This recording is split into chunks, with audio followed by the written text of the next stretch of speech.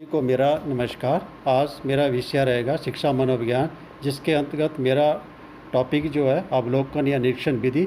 तो चलते हैं अपने टॉपिक की ओर। अवलोकन विधि क्या है?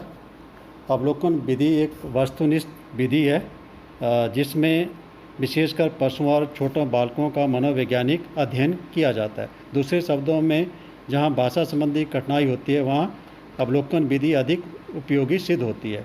अवलोकन विधि में किसी व्यक्ति के कार्य और व्यवहार का निरीक्षण कोई दूसरा व्यक्ति करता है। यह विधि मुख्य तौर पर एक निरीक्षण के रूप में कार्य करती है तथा व्यक्ति के व्यवहार को सही दिशा देने में कार्य करती है। इस विधि द्वारा प्राप्त किए गए तथ्य विश्वसनीयता होते हैं, जिनकी जांच की जा सकती है। इस विधि का मुख्य लाभ वातावरण को नियंत्रित करना तथा जिस तरह से परिणाम की अपेक्षा होती है उस तरह से नियंत्रण प्रक्रिया पर जोर दिया जाता है। अवलोकन विधि का अर्थ अगर गुड्डे और हार्ट्स के अनुसार देखें तो विज्ञान अवलोकन से प्रारंभ होता है तथा अपने तथ्यों की पुष्टि के लिए अंत तक अवलोकन का सहारा लेता है। गुड्डे और हॉट के इस कथन के आधार पर अनुमान लगाया जा सकता है कि अवलोकन विधि एक महत्वपूर्ण विधि है।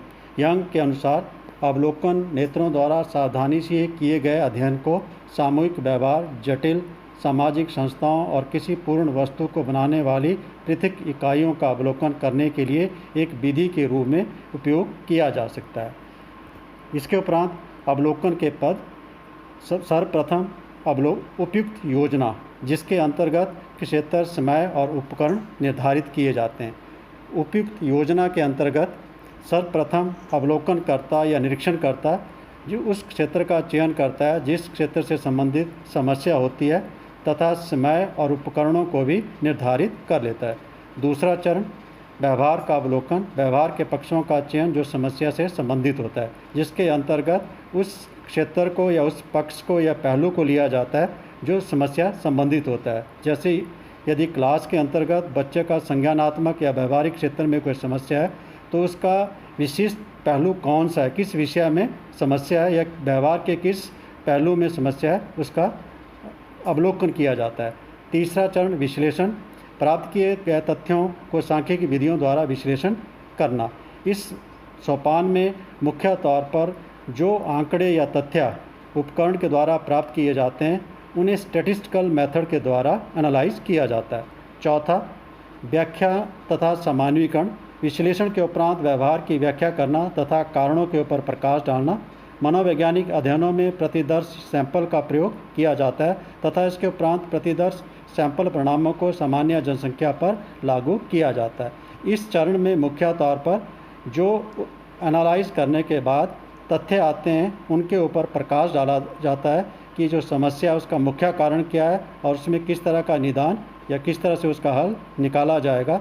तथा मनोवैज्ञानिक अध्ययनों में एक सैंपल का प्रयोग या प्रतिदर्श का प्रयोग किया जाता है जो एक जनसंख्या को रिप्रेजेंट करता है जिससे संबंधित वो समस्या होती है तथा जो परिणाम उस प्रतिदर्श पे आते हैं उन सभी परिणामों को उस जनसंख्या पर जिससे वो संबंधित समस्या होती है उन पे लागू किया जाता है।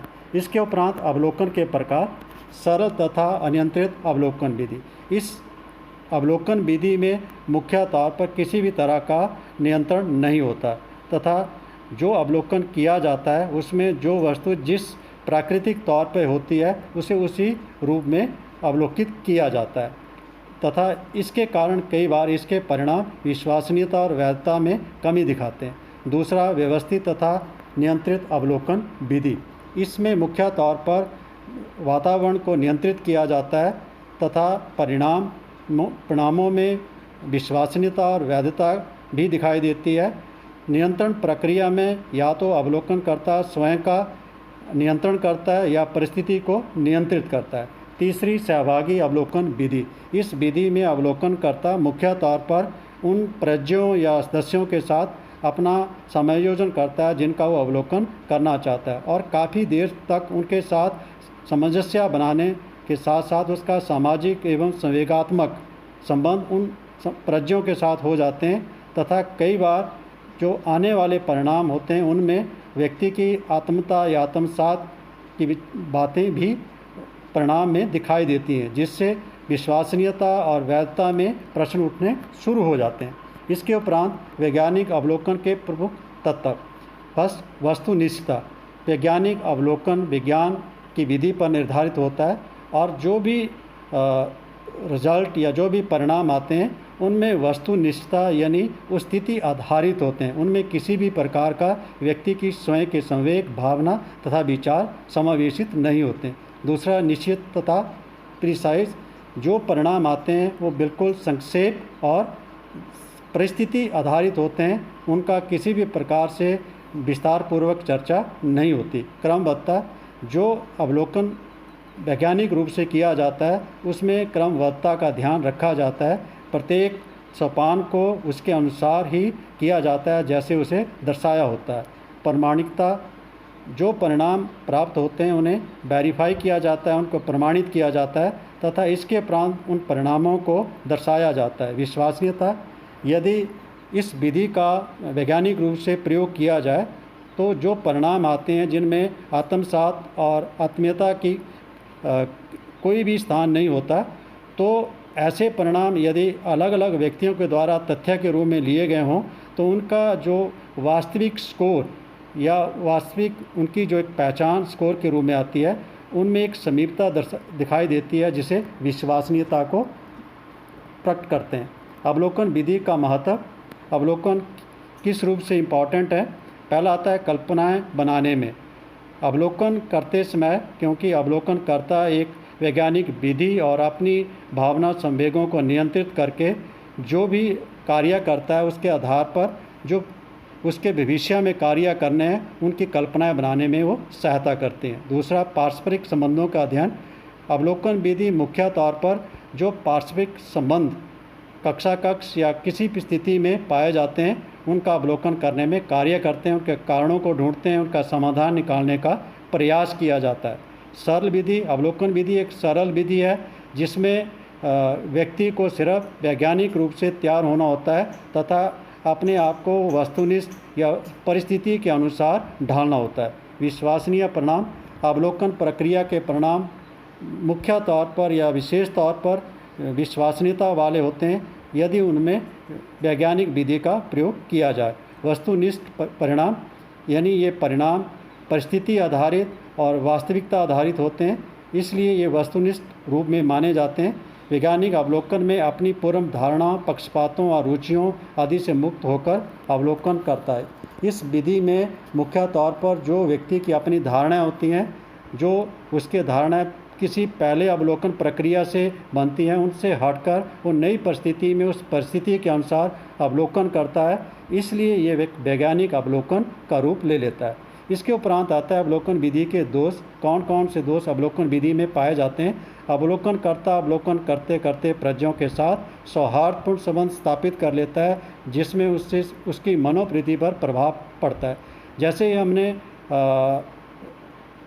अवलोकन के प्रकार में तीसरा अवलोकन देखा था जिसमें अवलोकन करता प्रज्ञों के साथ काफ़ी देर तक संबंध स्थापित कर लेता है तथा उसके सामाजिक और मनोवैज्ञानिक जो प्रवृत्तियां हैं उनके साथ स्थापित हो जाती हैं और वो अपनी आत्मसात या आत्मीयता या उसके अंदर लोगों के प्रति लगाव की भावना के कारण जो अवलोकन प्रक्रिया के परिणाम आते हैं उनमें वास्तविकता या विश्वसनीयता और वैधता की कमी पाई जाती है, तो इसका एक दोष माना जाता है। दूसरा, अनियंत्रित अवलोकन विधि द्वारा बिना किसी पूर्व योजना से आने वाले परिणाम विश्वसनीयता और वैधता वाले नहीं होते हैं।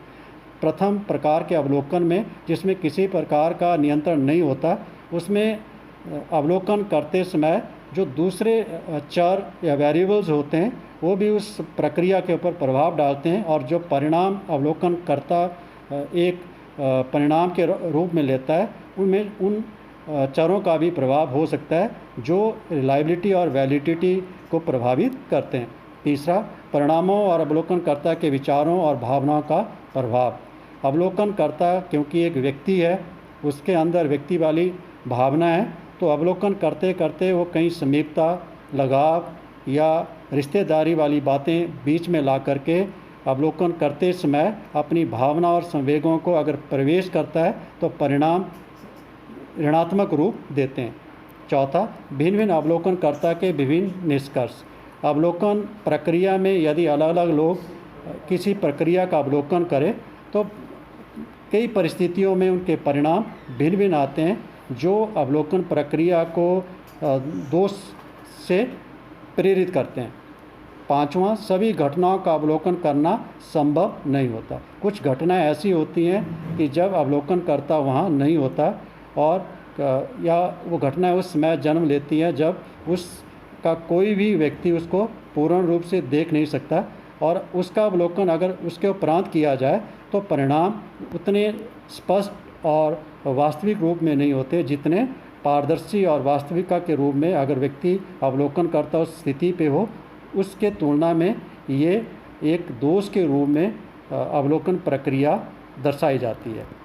इसके उपरांत यदि हम निष्कर्ष के रूप में देखें कि अवलोकन प्रक्रिया कितनी सक्सेसफुल है, कितनी यूज़फुल है। भले ही अवलोकन प्रक्रिया में दोष हों, लेकिन अवलोकन प्रक्रिया के बिना किसी भी क्षेत्र में, चाहे वो वैज्ञानिक क्षेत्र हो या सामाजिक वैज्ञानिक हो या जीवन का कोई भी क्षेत्र हो, बिना अवलोकन से किसी भी कार्य को पूर्ण नहीं किया जा सकता। दोष होने के उपरांत भी एक सार्थक और उपयोग विधि है जिसका शिक्षा के क्षेत्र में तथा अन्य क्षेत्रों में पूर्ण रूप से प्रयोग किया जाता है। तो ये आज का हमारा टॉपिक था। तो आप सभी का थैंक्स।